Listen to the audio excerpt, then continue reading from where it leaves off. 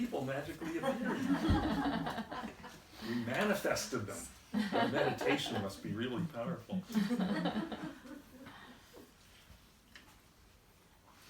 We left the door open for Eliyahu. Actually, as a matter of fact, Yeah. that's one of my very favorite things out of Jewish wisdom teaching, which is leaving the door open for Eliyahu, for Elijah, because that's exactly what we're doing in meditation. We're leaving the door open. We're leaving the door open. We're not. We're that openness. Who knows what's gonna stumble in? What is Eliyahu? Eliyahu is Elijah the prophet. Elijah. A prophet. Oh, okay. One of the prophets. One of the prophets. Elijah, a prophet. A prophet. Uh-huh. A very good one. And yeah, but he comes to visit us once a year. yeah, he's kind of like Santa Claus. So we leave the door open and Yeah. we have a cup of wine for him actually also. Uh-huh. Cup of wine, good. So Yeah. it's really Like that. interesting. Santa gets cookies and milk.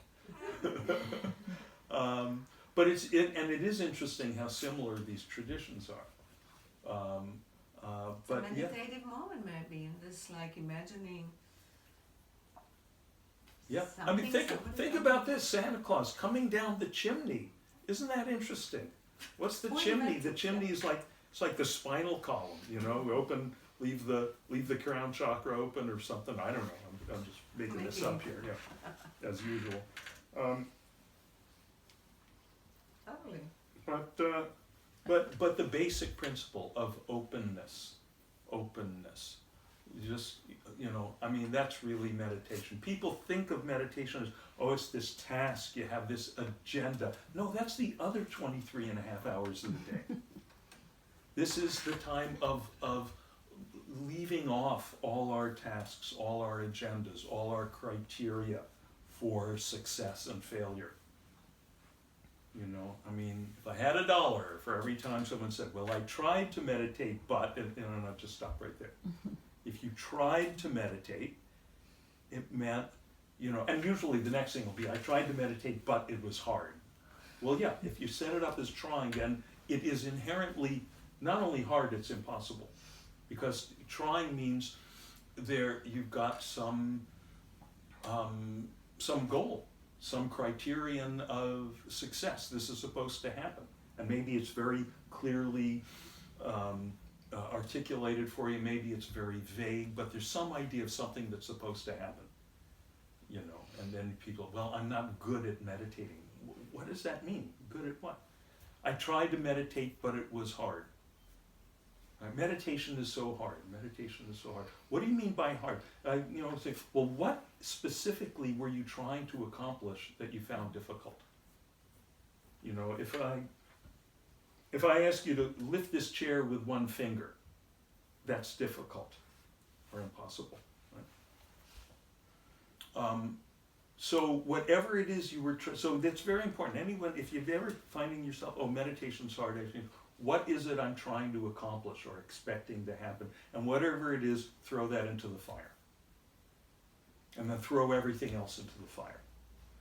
And then that nice, just stupid, empty, open, childlike, beginner's mind space that's left after we throw everything into the fire, just hang out there. That's meditation. Natural meditation.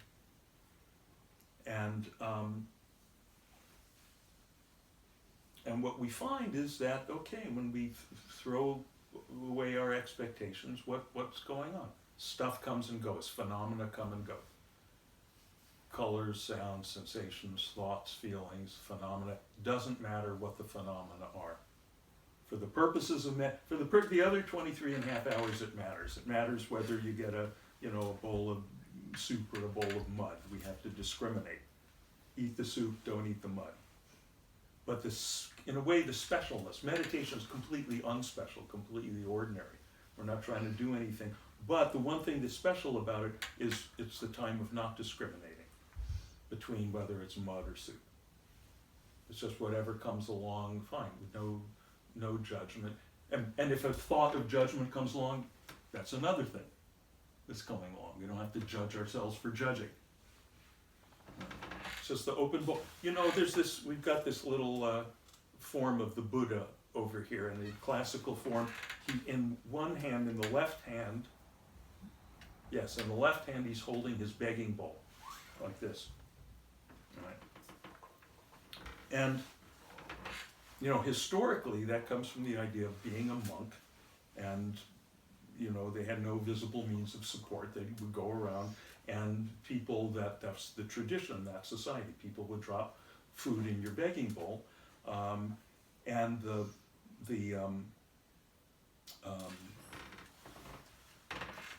what's the word when two species help each other? Like the little fish that clean the shark's teeth? Altruism. Parasite? No. It's a Interdependent? two-way, Interdependent? no, well, anyway, some word, I can't think of it at the moment. So the monks in turn would, you know, give the people teachings. They would give them enlightenment teachings. They would teach them meditation and effective action, all that stuff. But one rule, supposedly, was that whatever drops into your begging bowl, you have to eat it. Right? Beggars can't be choosers. Right? So that's, you know, you think, oh, that sounds like an easy life. Well, yeah, there's challenges here. But so that's a real discipline. You graciously accept whatever falls into your begging bowl. But the deeper teaching there is that this is how we meditate. Whatever falls into the field of our awareness, we accept. We don't discriminate. It's all the same. It's all grist for the mill. And that's important, because only by taking that attitude can we notice that it doesn't matter what it is, that nothing that falls into the field of our awareness can disturb awareness. That no, it doesn't matter to the sky whether it's the gentle zephyr blowing in from the west or the tornado blowing in from the east. Nothing disturbs the sky, nothing dents the sky, because sky is just space. The most violent hurricane can't damage the sky, the most beautiful rainbow can't improve the sky.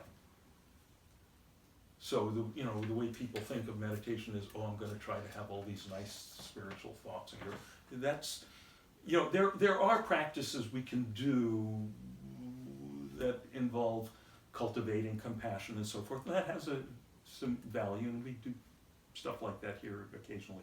But the really deep, the absolute practice, the core practice is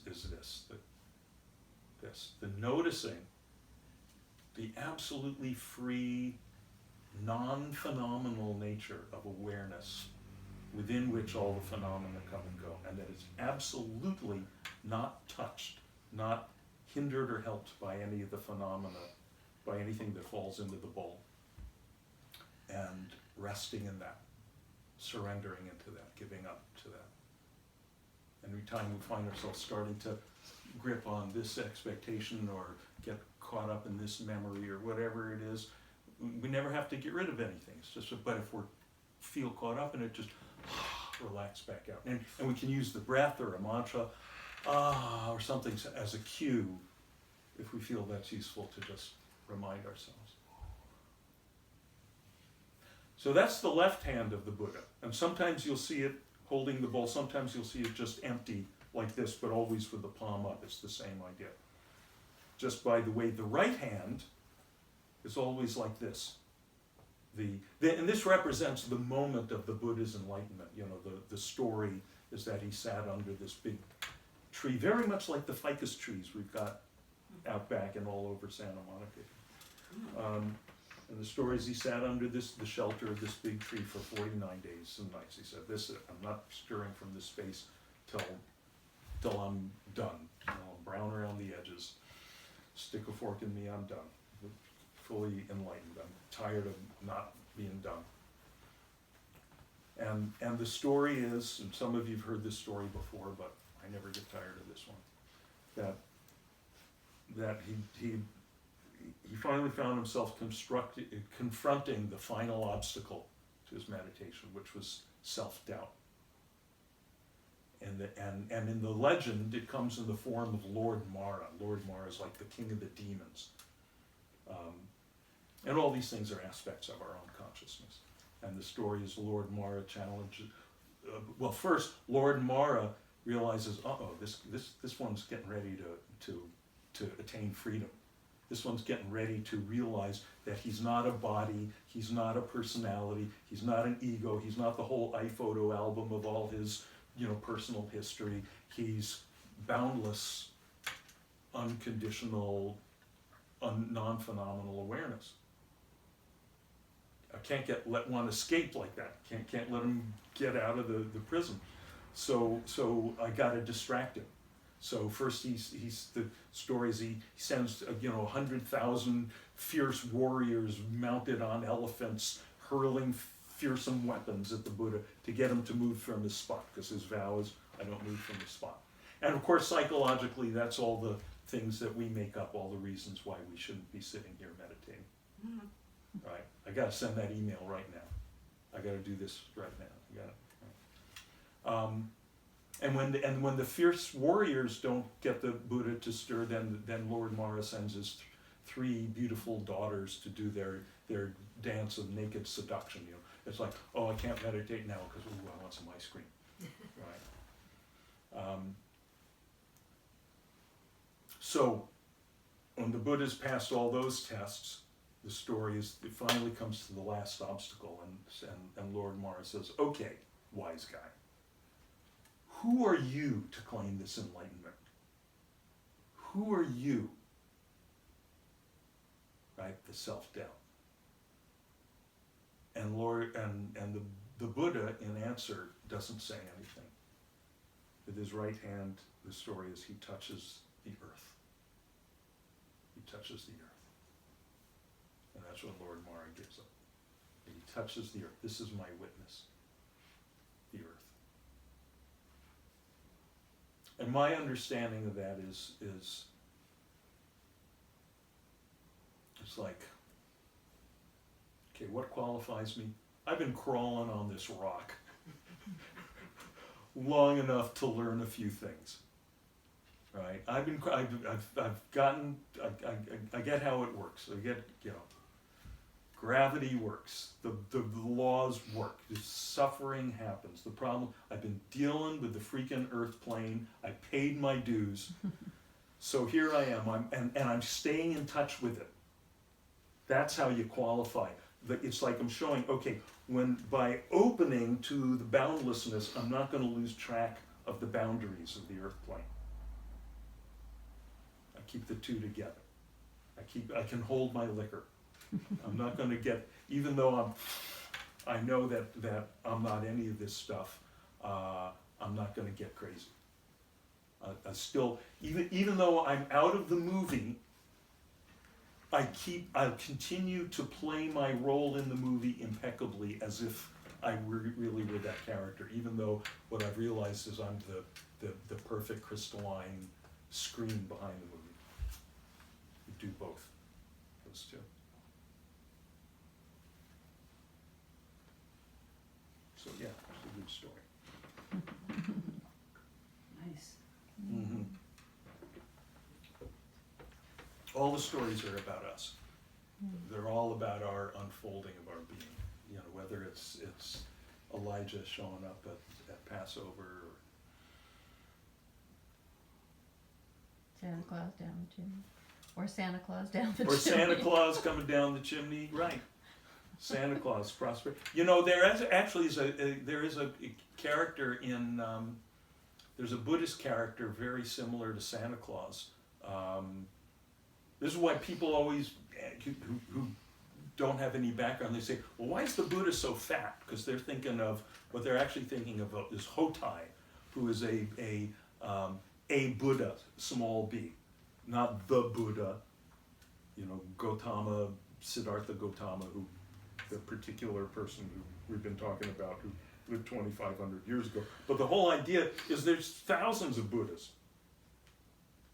Every one of us, the idea is for each one of us to become a Buddha. Not a Buddhist, that doesn't matter.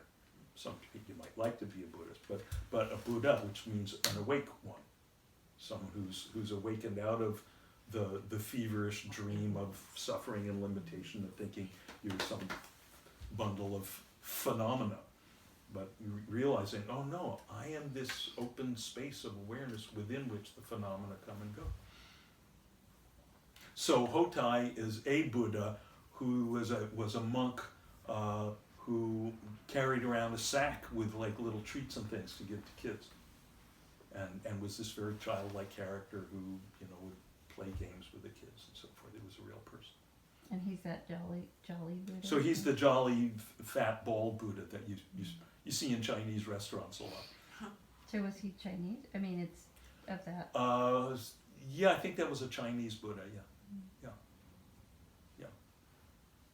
And so, we have to have Buddhas and saints who are embody prosperity and fullness and really enjoying, getting presents and eating. Yeah, it makes sense to have that one in a restaurant, eating the meal. And then ones that are more about just austerity I don't like the word austerity because that just sounds like you're trying, but just independence, let's say, even on the material plane. Okay, if I get a nice meal today, fine. If I, whatever falls into the bowl, it's okay.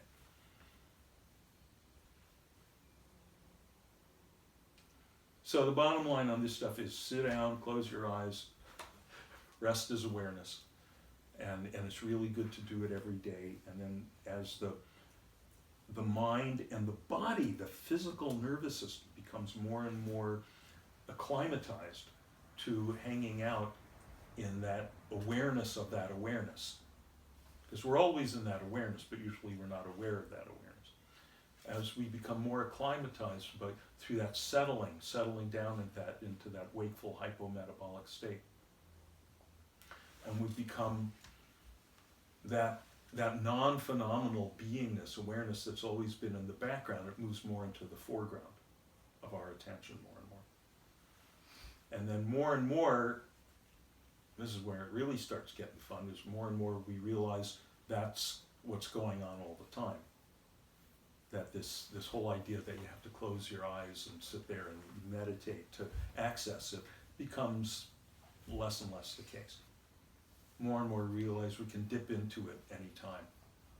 We're in the middle of something, you're at the red light and you can sit there straining, trying to make the red light turn green faster, or you can realize, no, that doesn't work, and just, again, you can use the breath, whatever is the cue, just settle into this beingness.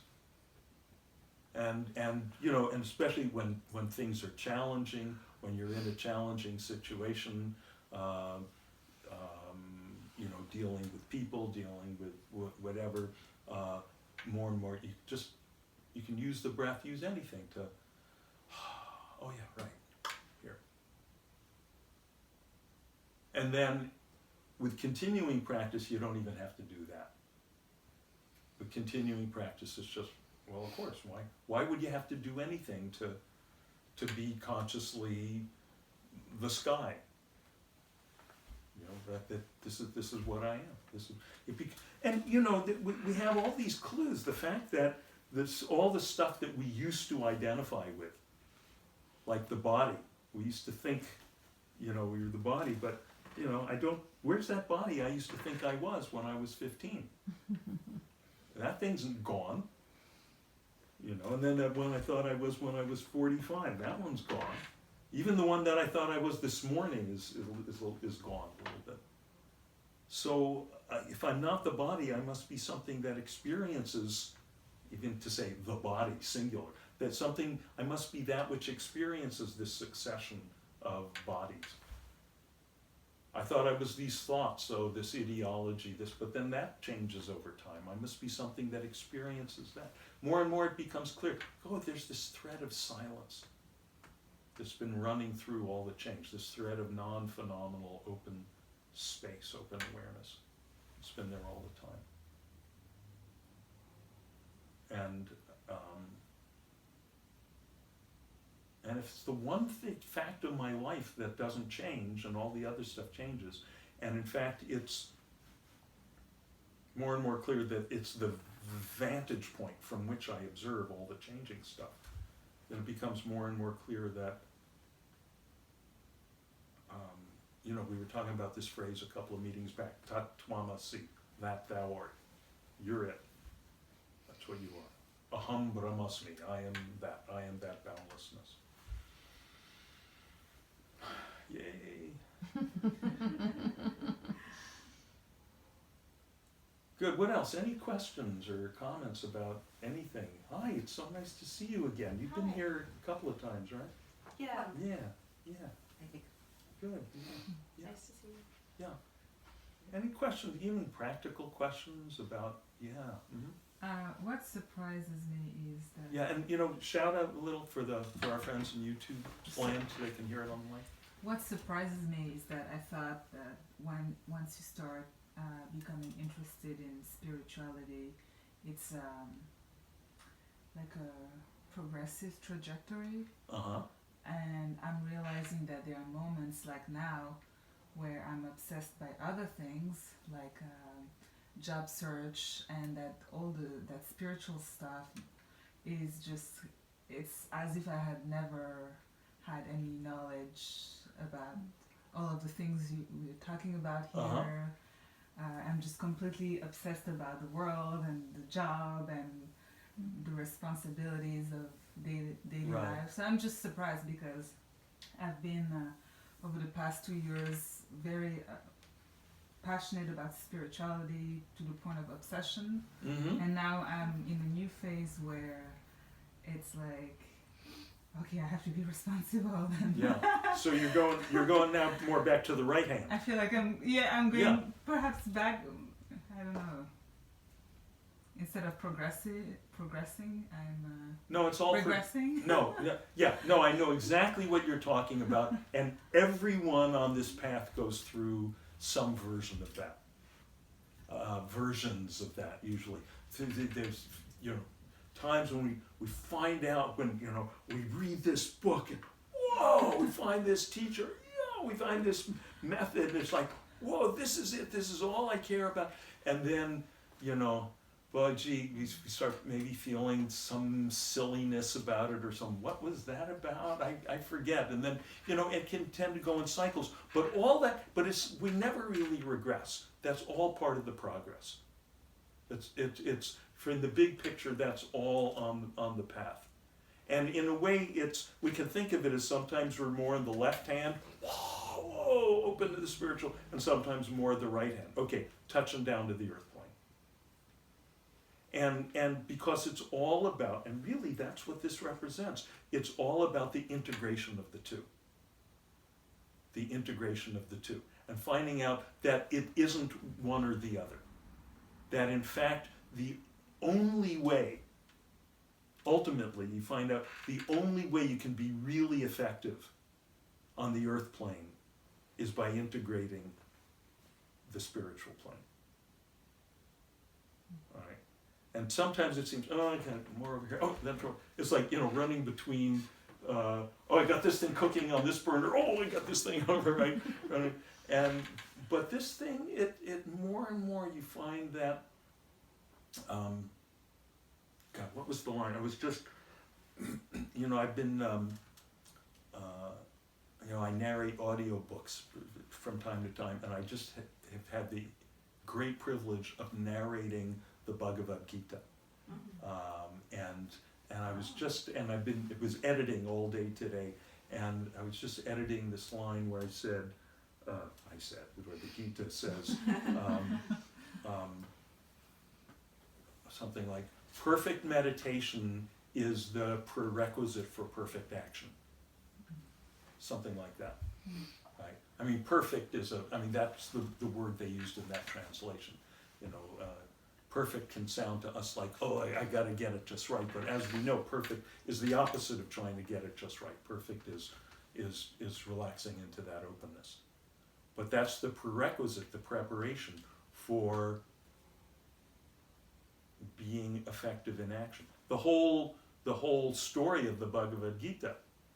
You know, here's Arjuna the warrior about to go in a battle, and and he realizes, gee, there's all these people lined up in the enemy army here that are relatives of mine, because this is the whole complicated Game of Thrones going on. And what am I going to do? How can I be effective in this battle? And how can I do what I need to do? And fortunately, his charioteer is God, is Lord Krishna, the one particular avatar, embodiment of that openness, and he walks him through it for 18 chapters. And basically what he says is, Yogasta Kuru Karmani. Yogasta, established in yoga. Yogasta, established in yoga, which is established in union with your true nature, this boundlessness. Kuru Karmani, do your karma, do your actions. Left hand, right hand. Established in yoga, perform action. But for a while, if it seems like you're running back and forth between the two things, that's fine. Everyone does that. But and sometimes what even happens is people they'll get so caught up in stuff on the earth plane. I'm so busy. Actually, let me back up. When you get your cup nice and full, brimming full with nice, effulgent, radiant awareness of awareness, because because of the spiritual work you've been doing, spiritual not work, the spiritual ease work, right? It's like you've gotten your battery so charged up that then you feel, oh yeah, I got to pay attention to the airplane. Now I'm gonna do this. I'm gonna do that. I'm gonna do right. You've charged up your battery, and you've done such a good job of charging your battery that now you're going charge. You're charging into the world of activity, and you go, well, I don't have time to meditate because I'm so busy. And then what happens after a while is you get so busy, you do so many things that then you feel burnt out, and you go, oh yeah, what was that meditation stuff about? I mean, I've just seen this so many times. So eventually you go, okay, there's time for all of it in a day. You just at least just sit down for 10, 15 minutes, close your eyes, and hang out in beingness. My old teacher Maharishi used to call this 200% of life. He said 100% inner, 100% outer. He used actually this wonderful analogy he used to use. All this stuff was traditional. He said, it's like if you want to shoot an arrow into the target, what do? You draw it back on the bow, right? Otherwise you're like trying to throw the arrow at the target. You're not going to have enough power to get it there, and you're not going to be able to aim accurately. So what you do is you pull it back on the bow. Now someone who doesn't understand the principles of archery, who happens to walk up to you right at the moment when you pull the arrow back and says, Kathy, what are you doing? You say, oh, I'm propelling the arrow into the target. There you go. That's stupid. You're going in the wrong direction, right? But you see, it's getting filled up with potential energy. So same thing. Meditation is like pulling the arrow back on the bow. You do that for 10, 15, 20 minutes in the morning or the evening, and then the rest of the day you release the arrow. That's a pretty good balance. And once in a while, if you want to, go on retreat and just really go into the deep cooker and just, where you're meditating for hours a day under adult supervision. Don't try this at home. And that's like just pulling the arrow way back on the bow. And it's great. Good. What else? It also seems like about this that when you have traveled into the spiritual waters, even if you kind of get distracted by life stuff, necessary stuff, it's like you never lose where you've gotten to. Right. It seems to me that that foundation is there. you know, and that you go off and you take care of stuff, but it's like it's there, you know. Yeah, and again, the traditional, you're absolutely right. Whatever growth we've attained, all these terms are relative, but by the way, we say growth, and in a way it's not growth because we already are boundless, non-phenomenal awareness, but the growth of the degree to which we're aware of that awareness. Whatever is gained is never lost. And the traditional metaphor for that is the one of, you know, dyeing the cloth, the old-fashioned method of dyeing cloth, where in India they take the white cloth, put it in a bowl of red dye, and then it comes out and it's really nice and bright red, so then you stretch it out on the rock in the sun, and the sun bleaches out some of the red color. So then you dip it again, fade it again, now some more fade, but a little bit more remains, and you dip and fade several times until now it's permanent bright red. So dipping the cloth is like meditating. We're dipping our nervous system into the hypometabolic, wakeful hypometabolic state, into that pure awareness of just being. And then we come back out into activity. And in activity, it seems to fade, but some of it remains color fast. It's being stabilized in the nervous system.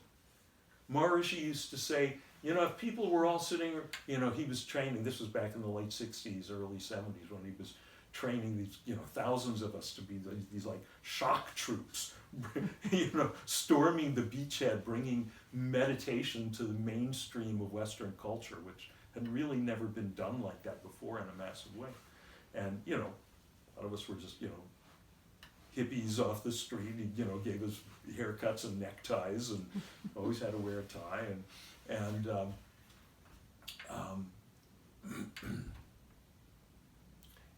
he sent us out there to, you know, teach everyone to meditate. But he said, you know, one time I heard him say this, you know, if everyone was just sitting in caves and meditating, I'd be sending you out telling people to participate in activity. Because fading the cloth is just as important as dipping the cloth. So yeah, it's never lost. But the other thing is, see, kind of the point of all of this for you, Kathy, is that, and for all of us, is that phenomenon of it seeming like, oh yeah, I went overboard, this is the spiritual stuff, the meditation stuff, I'm kind of forgetting what that was all about. It's all about activity now. So kind of the main thing I'm saying is this is all a symptom of successful practice, right? And another way, yet another way in which it's a symptom of successful practice is that this is Lord Mara. This is Lord Mara talking to you. Lord Mara going, ooh, this one's doing some good practice. This one's getting closer to complete liberation. I got to distract her. I got to send some fierce warriors at her. I got to get her to move off her spot. You know, so. That's what I was thinking about when you were Yes. telling the story. Yes, exactly. Yeah, all the stories are about us. Yeah. Good. What else?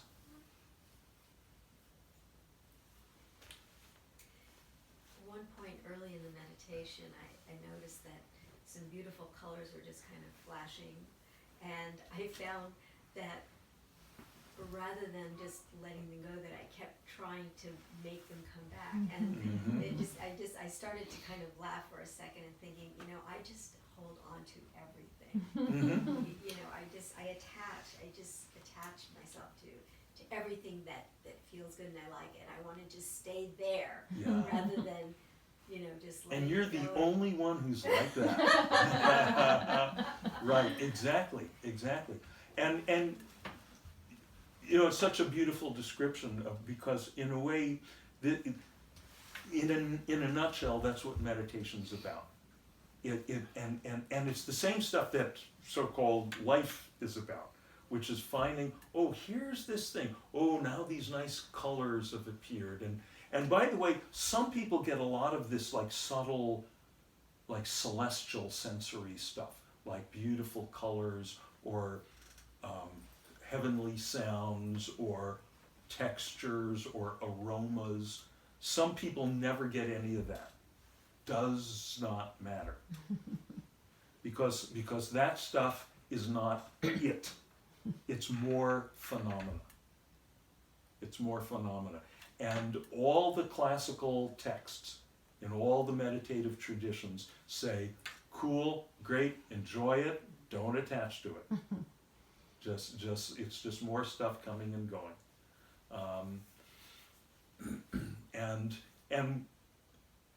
And even if what you wanted to do was be skillful in welcoming more pretty colors, the best tactic would be to not try to go back and get it. Because the reason you were able to open to these subtle experiences was because you were letting go.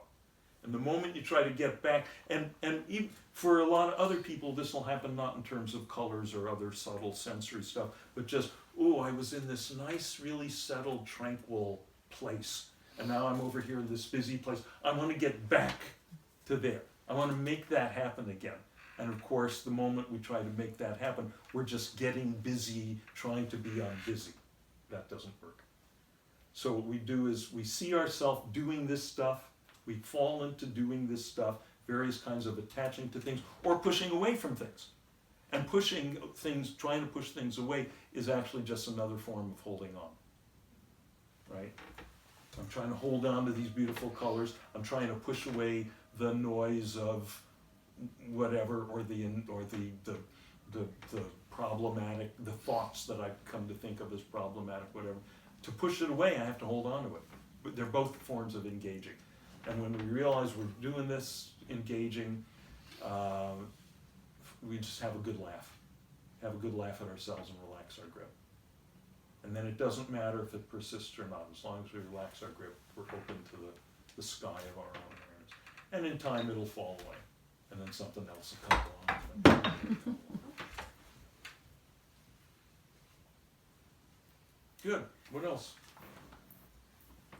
What about, like, if you're working with something like forgiveness, for example, deepening into forgiveness? Forgiveness. Mm-hmm. And do you connect with meditation or anything? I don't know, just opening Yeah. up the subject. Yeah. Because I've been exploring it.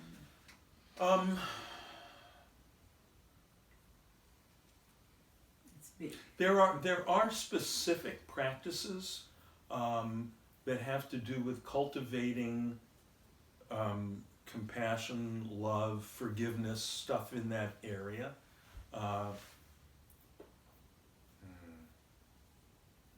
Maybe we'll have time for a little something in that direction. But even without doing any of these specialized methods, just doing what we're doing here. This is what this natural meditation, resting as awareness, is the simplest. I mean, how can it be simpler? There's nothing to it. You can't get simpler than this. But that doesn't mean it's like the basic, the elementary, and then we get to this is actually the most advanced practice. You know, and you know, a lot of people experience, okay, here's a thing where I get something to hold on to and this is where everything's stripped away. There's nothing to hang on to. Doing this simple practice and really sticking to it and really integrating it into your life, right? You may have noticed that things like forgiveness come more naturally.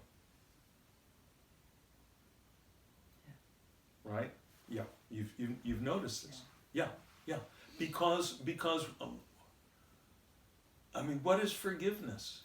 It's a form of letting go. It's relaxing your grip. It's relaxing your grip on this story of this person did this thing and and this and this is why I can't be okay about this person. I can't have the feeling of okayness. And practice in a way that, I mean, meditation, it's like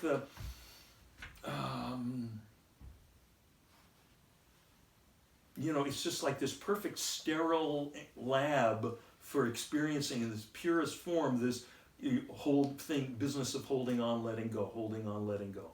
Holding on, whether it's holding on to the pretty subtle colors, or holding on to a thought, or holding on to my grocery list, or holding on to, you know, one of my favorites is, oh, this is how I should write this paragraph as soon as I get out.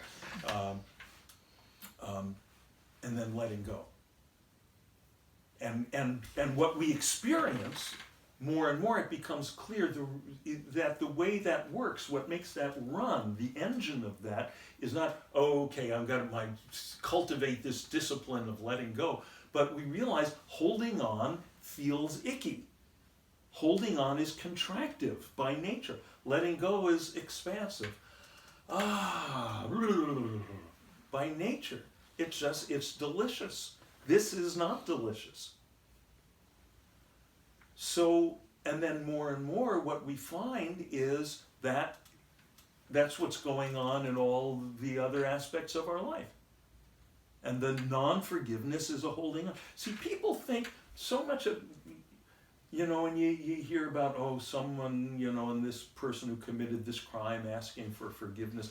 To me, that's completely misguided. Forgiveness is not for the person who, you know, did the thing. Forgiveness is for you, it's for the person who was the victim.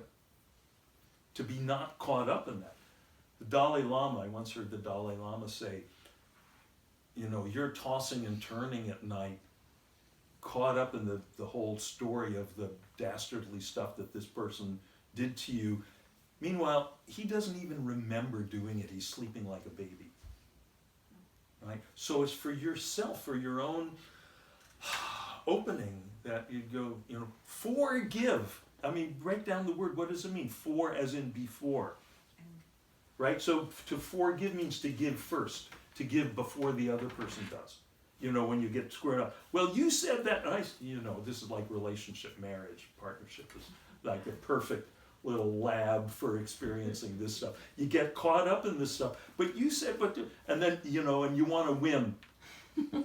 You know, because winning feels, winning is kind of, right? What is it? I said delicious. Yeah, winning is, oh, I totally know, right? I mean, you know, and Yaf and I, you know, and we play with this stuff, you know, we get into this stuff, and I go, come on, say it, honey. Say my two favorite words. You're right. Ah! Yes, say it again. I'm right. And then we laugh. And then we laugh. Yeah. And we laugh because it is delicious. Being right, winning is delicious, but it's kind of a cheap delicious. It's a cheap. It's like drinking cheap wine. You know, it'll get you off, it'll get you high, but the side effects are not really good, right? And just the deeper deliciousness is to go, fine, whatever, to give first. It ain't always easy, but you know, you try it once or twice and you go, that's what a relief. It's just work carrying around all these stories. It's work. This person did that, and this. I remember my grandpa Willie, once telling me about this couple that he and my grandma Sylvia knew, living in Coney Island. And the story was, I don't know if this is true, but he told it like it was a true story. The story was that at a certain point in their marriage, this other couple, the wife stopped speaking to her husband. He apparently had done something that got her so furious that she stopped speaking to him. But because she wasn't speaking, she wouldn't tell him what it was. And they continued to live together for years as husband and wife. And finally, she's on her deathbed. She's on her deathbed, and he says to her, Sadie, I'm begging you, please tell me, what did I do that so offended you? And she goes, and dies.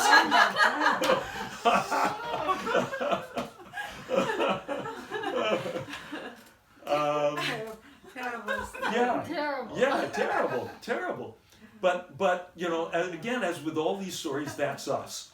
All these stories are about ourself. You know, that they're all instructive stories. Do you want to be like that? How much work that is just to maintain that thing. Just Well, Ho'oponopono is Ho'oponopono, the Hawaiian Pono, pono, pono. Ho'oponopono. loud. Say it loud. We want our YouTube friends to hear it. Pono, pono, pono. Pono pono pono. Pono. Pono. Pono, pono, Pono. pono. Pono. What is that? It's a Hawaiian tradition Yeah. it's a forgiveness meditation. Ah. It's Really really beautiful. interesting. Uh-huh. I did a workshop with it. I practiced it many times, but I could never get into that depth of it. Uh-huh. And lately, because of my openness, I think it's like I was Right. so open Right. that I did. I Yes. mean, it just happened. Yes. It happened, and what my question about forgiveness is because in that practice you become the aggressor. The way that this got started, well, it You got become started, the other person. Yeah, Uh-huh. yeah, you become the other person. Yeah. That's why it is. Okay. Remind me next time because we're it's getting yeah. to be cookie time, and cookie time is Okay, sacred well- around here. As it Yeah. But Sacrosanct. the way that was practiced by a doctor. Yeah. He was a psychologist, and he was in Hawaii, and he asked to go to a ward where there were criminals that had committed murder and were sentenced to life in Mhm. prison. Mm-hmm. And so he never met the people. There were 5 or 6 of them, Mm-hmm. but he would just have their folder of Mhm. their criminal. Story. Mm-hmm. The whole story. Mm-hmm. And he would become them, each one of them, and go through this ritual of, I'm sorry, please forgive me, Mm-hmm. I love you, thank you. Mm.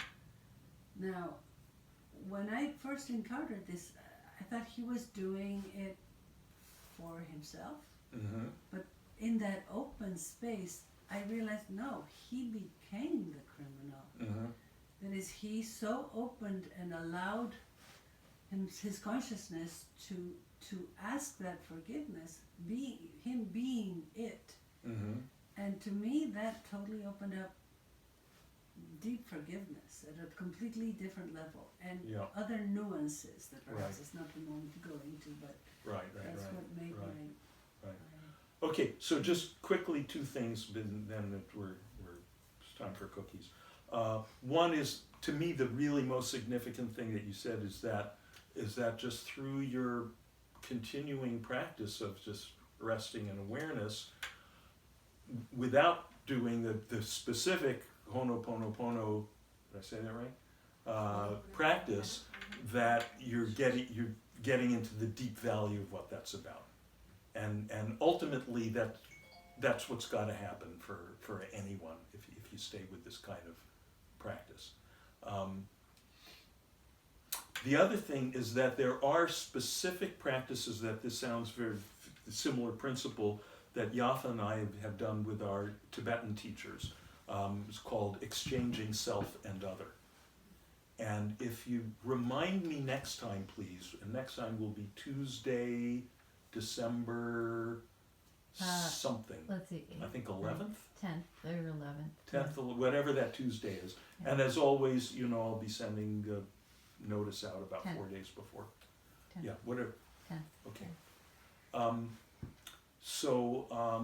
So remind me, and Yafa, help me remember, and we'll brush up exchanging self and other practice, and we'll do some of that next time. So, and of course, when I tried to do it again, yeah, couldn't get it. yeah, yeah, I've always, this is amazing. Like, Yeah. nothing happened. yeah, That's why I'm laughing. yeah. I remember reading a book by Ram Dass so many years ago, and I didn't want this to be true. Right. But he said sometimes your meditations are just filled with, just these psychedelic experiences, and Mhm. sometimes they're dry as straw. Mm-hmm. But you just keep going back the next day, even on the days when absolutely Yeah. nothing happens. Mm-hmm. Just Nothing happens. That's great. No, I'm it's getting serious. attached to those magnificent experiences. Yeah. You know? Yeah, and all the traditions are clear. That's a distraction. Yeah. And it's also very clear. The question to ask yourself is say, okay, sometimes I have this nice, juicy, psychedelic, blissful meditative experience. Sometimes I have this dry as straw, nothing going on experience. Who or what is it that experiences both of those experiences? Awareness. Yes, and that is what it's about. It's not about this or this, it's about this. Right? This which experiences hot and cold, this which experiences joy and depression, this which experiences sickness and health, this which experiences psychedelic bliss and flat, dry boredom. Right? This. And this is nothing. This is nothing. No thing. This is non-phenomenal, open, space-like beingness, awareness, devoid of all quality. And sometimes there's all this entertaining stuff going on in front of it, and then go, oh, it's all about entertainment. I took a picture in the Whole Foods the other day. There was a card on the end of the bin where they had these crackers on sale, and it said, entertaining crackers. And I looked at the box, and the box actually said, entertainment crackers. I said, okay, but I like entertaining crackers. I'm so tired of these boring crackers that just sit there. I've got this idea of entertaining crackers. They do a little dance. That's right. Hello, my honey. So, Hello, is my that- ragtime gal. Is that what is meant by finding the middle way? That we're trying to kind of just be in that state of balance within this polarity, always, with that ability to be either or. Closer. That's closer, but no, not even that. Not even that, because even balance, like, notice what you're saying, trying to find a balance. That you're still talking in the field of phenomena. Oh, not too far over here, not too far over here, the middle ground in between. No, it's not in between, it's in back. Because let's say, okay, now I'm in balance. Well, what's the opposite of being in balance? Being out of balance. Sometimes I feel in balance, sometimes I feel out of balance. What is it that witnesses being balanced and being unbalanced? And it's that same which witnesses that. And witnesses the middle. And witnesses the middle and the left and the right and the right. And it's what's hearing these words right now. And it's not anything that's attained or created. It's that which witnesses. It's been witnessing every experience since the first day of your life. And it's resting in that. And it's that all the sense of okayness that we look for everywhere else except here. We look for this okayness of life in all the phenomena, like the thirsty person trying to drink all the little drops of dew off the blades of grass, and then one day realize, I'm the ocean. I don't have to drink anything. Now, any drink, if someone offers you a drink, then you can graciously accept it. So you continue to participate in life. And from the outside, you look like any other person participating in life. But from the inside, it's completely changed. It's become completely, in a way, inverted. Because instead of going from phenomenon to phenomenon in a hungry way, in a needy way, please fill up my bowl. Now, as the good book says, my cup runneth over. Now it's full all the time. It's full of emptiness.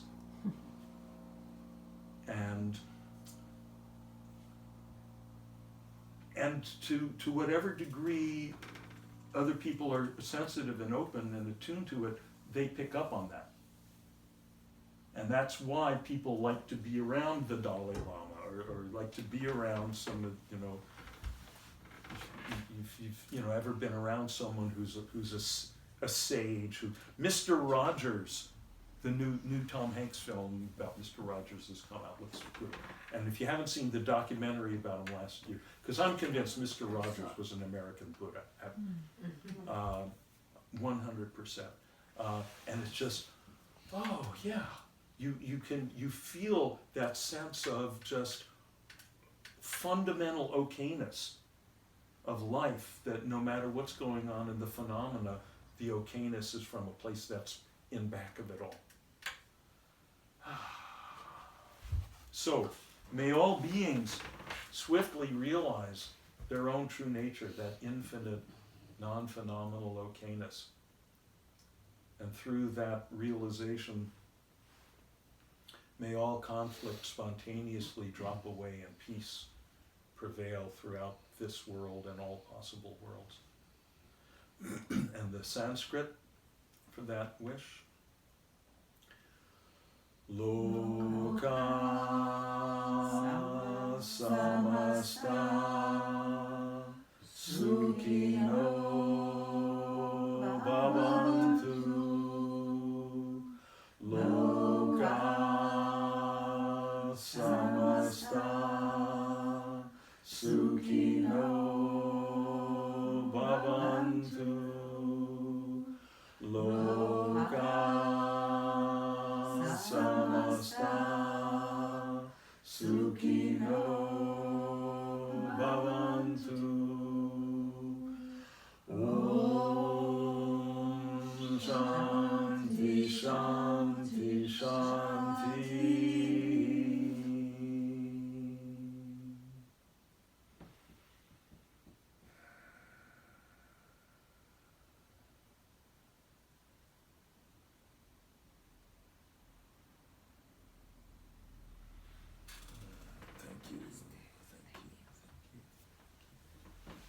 Thank you all our friends in YouTube land. But what's your friend's name, Lillian? Debbie. Debbie. Hi, Debbie. Thanks, Debbie. Hi, Valerie and Valerie's mom and dad in Pennsylvania. Hi, Dorothy in Venice. Thanks for dropping by.